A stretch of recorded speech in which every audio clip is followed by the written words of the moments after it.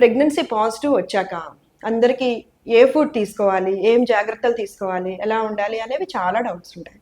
ఈరోజు అవి మాట్లాడదాం.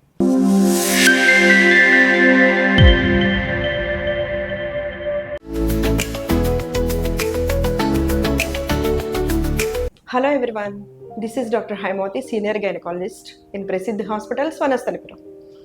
ఈరోజు మనం ప్రెగ్నెన్సీ పాజిటివ్ వచ్చాక అందరికీ ఏ ఫుడ్ తీసుకోవాలి, ఏం జాగ్రత్తలు తీసుకోవాలి, ఎలా ఉండాలి అనేవి చాలా డౌట్స్ ఉంటాయి. ఈరోజు అవి మాట్లాడదాం.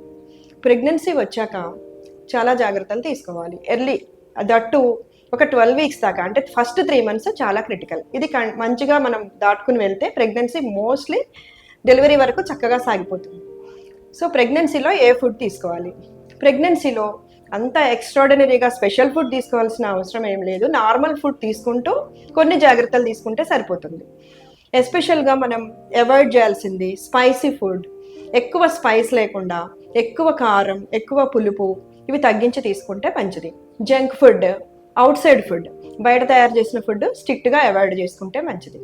అలానే మన రొటీన్ ఫుడ్తో పాటు హై ప్రోటీన్ ఉండే డైట్, అలాగే డ్రై ఫ్రూట్స్, ఎందుకంటే వీటిలో multi vitamins, multi minerals and antioxidants ఉంటాయి, ప్రెగ్నెన్సీకి హెల్ప్ అవుతాయి కాబట్టి ఇవి యాడ్ చేసుకోవాలి. అలానే ప్రెగ్నెన్సీలో సిమ్టమ్స్ మోస్ట్లీ నాసియా ఉంటుంది, ఎందుకంటే వామిటింగ్ సెన్సేషన్ ఎక్కువగా ఉంటుంది. బీటా-హెచ్సిజీ హార్మోన్ ఎక్కువ అవడం వల్ల వామిటింగ్ సెన్సేషన్ ఉంటుంది.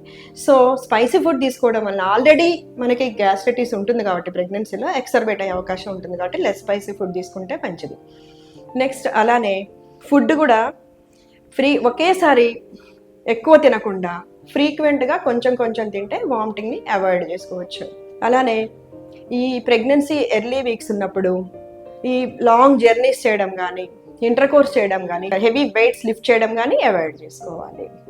మెడిసిన్ కూడా డాక్టర్ ప్రిస్క్రిప్షన్తోనే యూజ్ చేయాలి. ఎస్పెషల్లీ కొంతమంది చాలామంది చిన్న ప్రాబ్లమ్స్ వచ్చినప్పుడు మెడికల్ షాప్కి వెళ్ళి వాళ్ళే తెచ్చేసుకొని యూజ్ చేస్తుంటారు. అలాంటివి ప్రెగ్నెన్సీలో అసలు చేయొద్దు. దట్టు ఎర్లీ ప్రెగ్నెన్సీలో చాలా ప్రమాదం, ఎందుకంటే అవయవాలన్నీ ఎర్లీ ప్రెగ్నెన్సీలో తయారవుతాయి కాబట్టి అవయవ లోపాలు వచ్చే అవకాశం ఉంటుంది.